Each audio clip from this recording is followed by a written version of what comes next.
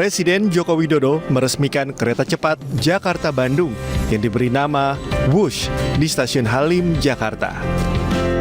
Nama Wush diambil dari suara kereta yang berjalan cepat dan singkatan dari waktu hemat operasi optimal sistem hebat.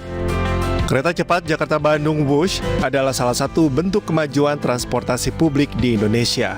Bahkan Presiden Jokowi menyatakan Wush merupakan kereta tercepat se-Asia Tenggara dengan jarak tempuh 45 menit dan kecepatan mencapai 350 km per jam.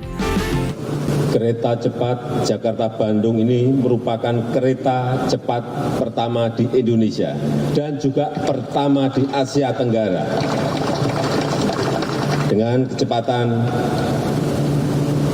350 km per jam. Dan kereta cepat ini kita namakan Wush. W-H-O-O-S-H. Dibaca Wush. Setelah meresmikan Wush, Presiden Jokowi dan jajaran kementerian langsung mencoba kereta cepat Jakarta-Bandung untuk menuju stasiun Padalarang, Bandung. Dari Jakarta, Ismalia, Bagus Prasetya Adi, iNews melaporkan. Istana berbatik digelar di Istana Merdeka untuk memperingati Hari Batik Nasional. Ratusan peraga istimewa mulai dari para menteri, Panglima TNI dan Kapolri hingga atlet unjuk kebolehan berjalan di atas catwalk.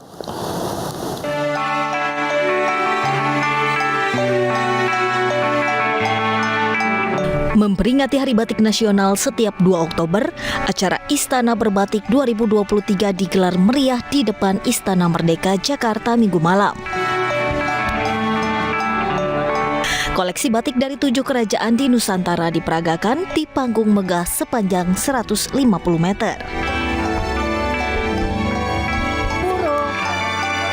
503 peraga istimewa dilibatkan, termasuk perwakilan kerajaan, pimpinan lembaga negara, duta besar, menteri, wakil menteri, hingga Panglima TNI dan Kapolri. Tak ketinggalan, sejumlah publik figur, atlet dan model juga turut meramaikan acara ini. Presiden Joko Widodo didampingi Ibu Iriana hadir memakai batik coklat dengan motif parang barong yang biasa dikenakan raja. Dalam sambutannya, Jokowi menyampaikan bahwa batik bukan hanya karya seni biasa, melainkan warisan budaya yang begitu melekat dengan Indonesia. Bangsa Indonesia patut bersyukur memiliki batik yang bukan hanya sebagai karya seni biasa, tapi merupakan warisan budaya tak benda dunia. Dengan simbolisme, teknik, dan budaya yang sangat melekat dengan Indonesia. Oleh sebab itu, melalui Istana Berbatik malam ini yang dilaksanakan untuk memperingati Hari Batik Nasional yang jatuh pada tanggal 2 Oktober. Saya mengajak seluruh masyarakat Indonesia untuk menumbuhkan kebanggaan pada kekayaan seni dan budaya Indonesia, serta aktif melestarikan dan mengembangkannya. Sementara itu, Ketua Panitia Pelaksana Istana Berbatik yang juga Wamenparekraf RI Angela Tanusudibyo ikut berbangga dengan banyaknya keterlibatan anak-anak bangsa yang hebat dalam acara ini. Ini kan ditayangkan di televisi nasional dan juga online ya. Saya berharap tentunya ada exposure yang lebih besar lagi terhadap batik Nusantara, tidak hanya secara nasional tapi karena ini ke online jadi akhirnya bisa dinikmati oleh mancanegara. Tadi juga ada keterlibatan dari para dubes juga ya. Jadi pastinya ini ada pemberitaan internasional yang kita harapkan. Jadi batik tidak hanya bisa dinikmati oleh masyarakat Indonesia tapi batik bisa mendunia. Tak hanya mengundang publik figur dan pejabat pemerintah, acara Istana Berbatik ini juga turut mengundang banyak pelaku UMKM industri kreatif batik yang karyanya turut dipromosikan di acara ini, sehingga meningkatkan penjualan batik. Dari Jakarta, Tim Liputan iNews melaporkan.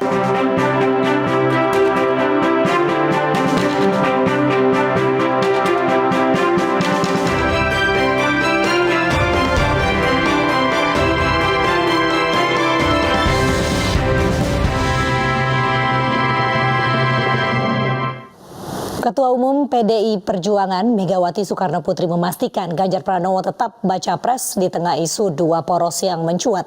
Megawati kaget mendengar isu Ganjar dan Prabowo yang disebut-sebut akan bersatu sebagai pasangan capres dan cawapres.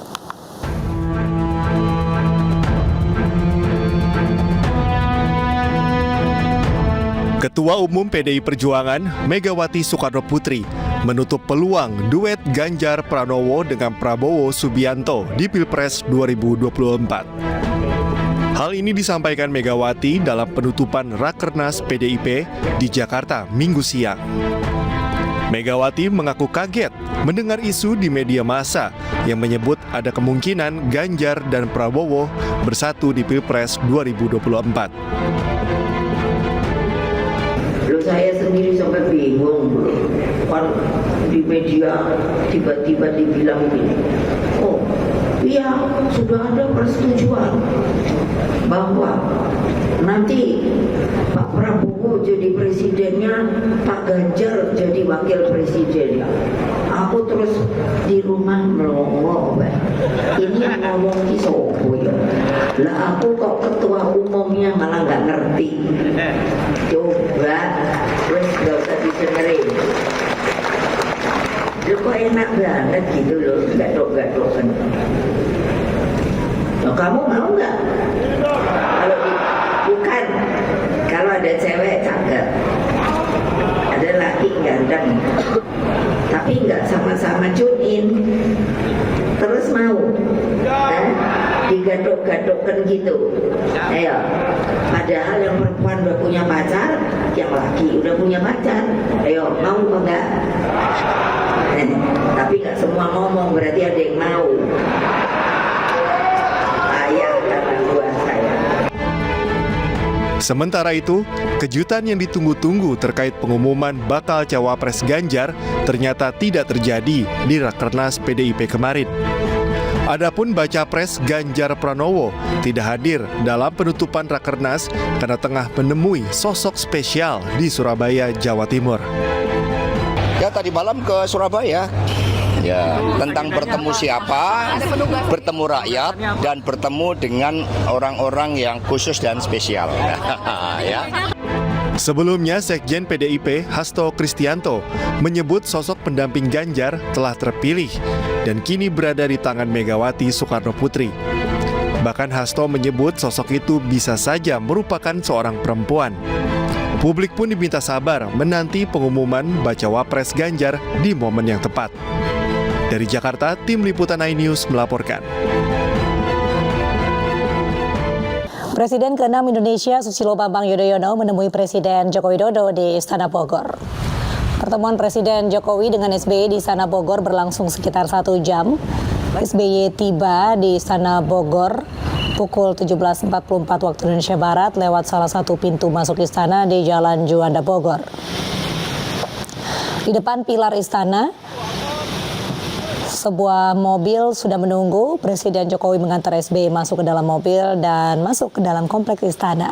Hingga kini belum ada pernyataan resmi dari kedua pihak, namun kedua negarawan ini disebut membicarakan masalah kebangsaan. Komodo sepanjang 2 meter menggigit seorang ibu rumah tangga di Pulau Rinca, Nusa Tenggara Timur. Akibat gigitan, korban terluka di tangan kiri.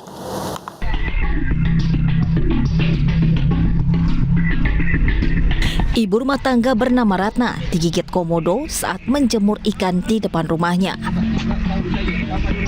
Beruntung korban dibantu rekan-rekan ibu lainnya melawan komodo tersebut sehingga komodo melepaskan gigitannya. Korban yang mengalami luka serius di bagian tangan kiri langsung dievakuasi menggunakan speedboat ke pelabuhan Filemon. Tiba di Labuan Bajo, korban langsung dilarikan ke rumah sakit untuk mendapatkan penanganan medis. Kambing. Kebetulan kambingnya itu luput dari kejarannya. Dia melihat tangan ibu itu lagi tergantung begini. Kan kebetulan mereka yang lagi tamping ikan. Nah, begitu. Luput dia kambingnya dikejar sama komodo. Dia lihat tangan, dia langsung sergap tangannya. Komodo diketahui memiliki kelenjar racun yang berbahaya pada giginya yang tajam. Warga diimbau berhati-hati jika berdekatan dengan komodo. Dari Labuan Bajo, NTT, Gesio Viana, iNews melaporkan. Kita beralih ke informasi. MNC Life memberikan edukasi literasi keuangan di peluncuran fasilitas Return to Work Center RSU Hermina Medan, Sumatera Utara. Literasi keuangan untuk membantu para orang tua dalam menyiapkan dana pendidikan bagi anak-anak, serta seminar ilmiah bersama Dr. RSU Hermina Medan.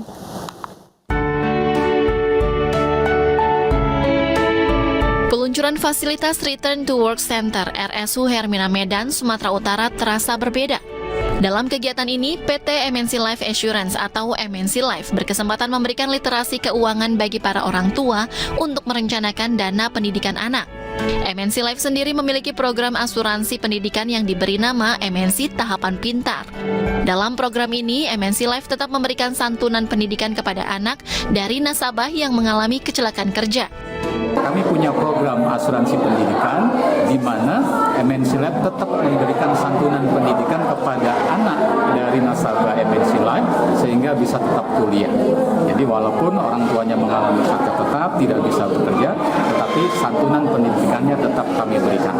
Fasilitas Return to Work Center di RSU Hermina Medan dapat memberikan layanan pemulihan secara paripurna kepada pasien yang menjadi korban kecelakaan kerja. Kami akan melayani semua pasien, baik yang dari rumah sakit lain, rujukan dari rumah sakit lain, maupun dari perusahaan, ataupun dari instansi lain, untuk menangani apakah ada kegawat daruratan atau untuk rehabilitasi. MNC Life akan terus menggiatkan literasi keuangan, terutama tentang pentingnya perlindungan diri dan investasi lewat produk asuransi. Dari Medan, Sumatera Utara, Ahmad Ridwan Nasution, iNews melaporkan.